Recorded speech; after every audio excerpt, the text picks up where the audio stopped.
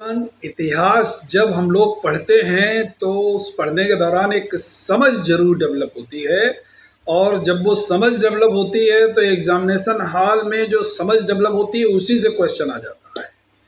जितने भी स्टेटमेंट वाले क्वेश्चंस आते हैं उन सभी में ये बात जरूर देखी गई है कि आपका कंसेप्ट, समझ के मतलब है कि उस टॉपिक के ऊपर कंसेप्ट बन गया, पकड़ हो गई, केवल फैक्चुअल फॉर्म में नहीं है, केवल रट्टा फॉर्म में नहीं है, आपके सामने उसकी पूरी थ्योरी जो है, उसका पूरा जो सार है वो समझ में आपको आ गया। ठीक ऐसे ही मैं एक चर्चा करता हूं कि जब हम लोग इतिहास में कहते हैं the great emperors, the great emperors की बात करते हैं तो हम लोग केवल दो ही को द ग्रेट कहते हैं। एक मेडाइवल इंडिया के अकबर द ग्रेट कहते हैं और दूसरे एंशिएंट इंडिया के अशोका द ग्रेट कहते हैं। कभी आप लोगों ने सोचा है कि भाई ये जो दोनों बादशाह हैं, एक एंशिएंट इंडिया का सम्राट अशोक और दूसरा मेडाइवल इंडिया का the great Akbar, Akbar the great, तो क्यों ग्रेट कहा गया? भाई समुद्रगुप्त ने भी बहुत सारी जो थी पॉलिसीज लेकर के आया, ग्रहण मोक्षान्वय करण आज्ञा दान वाली पॉलिसी लेकर के आया, तो समुद्रगुप्त को क्यों नहीं बोल दिया गया भाई द ग्रेट? क्यों अशोक को बोला गया? अकबर को क्यों बोला गया? शाहजहां ने इतना सारा कह सकते हो कि golden age of the architecture है, जहांगीर का golden age of the painting है, उन दोनों को क्यों नहीं बोला गया? या हुमायूं को क्यों नहीं बोल दिया गया? बाबर को क्यों नहीं बोल दिया गया?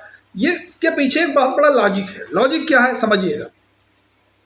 कोई भी बादशाह महान तभी कहा जाएगा जब वो अपने साम्राज्य विस्तार के साथ साथ उदार नीति को भी फॉलो करेगा।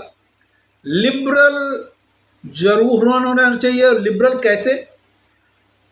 मुसलमान बादशाह है जैसे अकबर, अकबर द ग्रेट जो है, ये भाई इसने कहा कि 1562 में स्लेवरी सिस्टम को समाप्त करो, दास प्रथा को समाप्त किया। पर दासों का बाजार लगता था, दासों का क्रय विक्रय होता था, अकबर ने देखा, माफ कर दिया। अब इसके पीछे भी एक कहानी है कि भाई एक दास महिला थी, उसको खरीदा जा रहा था, तो जिसने खरीदा उसने ले जाने लगा, तो उसका जो दास महिला जो थी, उसका जो बेटा था वो रोने लगा। भाई उसने कहा मैंने महिला खरीदा है, मैं बेटे तो खरीदा नहीं। तो ये कुछ ऐसे चीज़ों को देखा अकबर ने। उसके बाद में अकबर ने उस स्लेवरी सिस्टम को 1562 में एबॉलिश कर दिया। पहली महानता। दूसरी, भाई मुसलमान शासक है, चाहे तो हिंदुओं के लिए कुछ ना करे। 1563 में पिलग्रिम टैक्स, कोई भी हिंदू जो है अपने तीर्थ स्थान पे जाएगा उसके लिए महसूल देगा, कर देगा। अरे भाई अगर वो चाहता तो मुसलमान शासक था, कर लेता रहता। उसने कहा अपने परवरदिगार के पास कोई जाएगा, पैसा दे करके, महसूल दे करके, कर दे करके जाएगा, हटाओ इसको। Abolish the pilgrim tax in 1563 by Akbar. ठीक इसी तरीके से जजिया टैक्स कौन दे रहे हैं? गैर मुसलमान। गैर मुसलमान कौन? हिंदू। क्यों दे रहे हैं? मुसलमान सल्तनत में रह रहे हैं, उनके संरक्षण के लिए, जीवित रहने के लिए एक कर दे रहे हैं, डेट इज कॉल्ड जजिया। उसने कहा जजिया टैक्स अबॉलिश इन 1564 बाय एम्परर अकबर। अब ऐसा मत सोचिएगा केवल उदारता ही करता रहा, साम्राज्य विस्तार भी किया।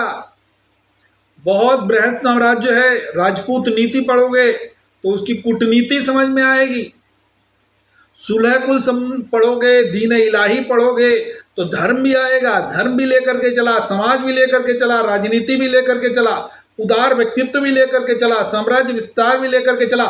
इसलिए महान है अकबर, न कि शाहजहां को हम लोग द ग्रेट कह देते हैं, न जहांगीर को कह देते हैं, न बाबर को कह देते हैं, न हुमायूं को कह देते हैं। ठीक ऐसे ही जब एंशिएंट इंडिया में हम पहुंचते हैं तो एंशिएंट इंडिया में भी हम जब पहुंचते हैं तो वहां पर भी एक बात बहुत ध्यान रखते हैं कि यार अशोक को ही क्यों द ग्रेट कह दिया गया।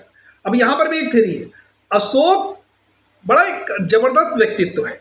जब आप पढ़ोगे तो कहोगे कि भाई 261 BC, 261 ईस्वी पूर्व में द फेमस वार कलिंग वार हुआ है। उस बिफोर द कलिंग वार अशोक बाज चंडाशोक, केवल एक ही भूख है, साम्राज्य बढ़ाना है, जहां कुछ अच्छा देखो पकड़ लो, छापा मार दो, चढ़ जाओ उसके ऊपर, कब्जा कर लो उसके ऊपर, पराजित कर दो उसके ऊपर, एक ही मकसद था। तो इसीलिए अशोक का पहला फिगर चंडाशोक है, यानी कि Ashoka was Chandashok before the Kalinga war. अब कलिंग वार हुआ 261 बीसी में, इतना रक्तपात हुआ, बहुत सारे लोग मारे गए, बहुत सारे लोग बंदी बनाए गए, रक्तपात हुआ। अशोक ने देखा इतना सारा रक्तपात हो गया, उसका मन कहीं ना कहीं द्रवित हुआ और उसने जीवन में कभी भी युद्ध ना लड़ने की ठान ली और बुद्ध धर्म को अपना लिया। उसके बाद उपगुप्त के प्रभाव से उसने, हम लोग जानते हैं, बुद्ध धर्म अपनाया। और बुद्ध धर्म जब अपनाया तो ये आफ्टर द कलिंग वार शुरू हो गया उसका व्यक्तित्व, that was the Dhammashoka. Dhammashoka क्यों? उसने जो बुद्धिज्म एडॉप्ट किया, रिलीजन जो बुद्ध एडॉप्ट किया, ये धर्म को हम लोग जब पाली लैंग्वेज में लिखते हैं ना तो धम्म कहा जाएगा, कर्म को पाली में लिखेंगे तो कम कहा जाएगा। तो ये जो व्यक्तित्व है, जो जिसने कहा कि भाई एक धम्म बना दिया पूरा, धम्म क्या है? उन्होंने कहा अपा सिनबे बहुकायाने दया दाने सचे सोचे माधवे साधवे चा, यानी कि आज्ञा मानो बड़े बुजुर्गों की, दान करो, दया करो, दीन दुखियों को मत सताओ। ये सारा जो मैंने अभी कोटेशन आपके सामने कहा, आपा सिनबे बहुकायाने दया दाने सचे सोचे माधवे साधवे चा, इसका पूरा पालन कराए। कहाँ पालन होगा? कैसे लोगों को पता चलेगा?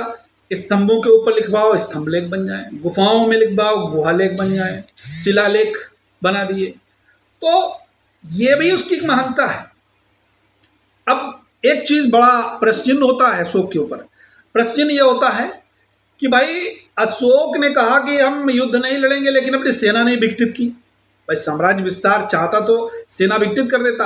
अब मान लीजिए उसने धम्माशोक अपना दिया, जीवन में युद्ध न लड़ने की कसम खा ली है, तो अटैक भी हो सकता था उसके ऊपर, तो उसके समय सेना आपकी हो सकती थी, तो इसलिए उसने सेना को विकसित नहीं किया।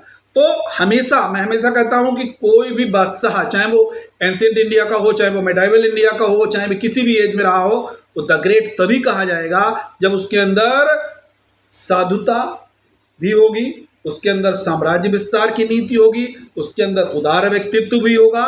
तो इतिहास को समझने के लिए आपको कहीं ना कहीं कंसेप्ट पर पकड़ यूजीसी नेट में जरूर बनानी होगी, ये आप लोगों को याद रखना है। थैंक यू दोस्त, चैनल को सब्सक्राइब जरूर कीजिए। Thank you.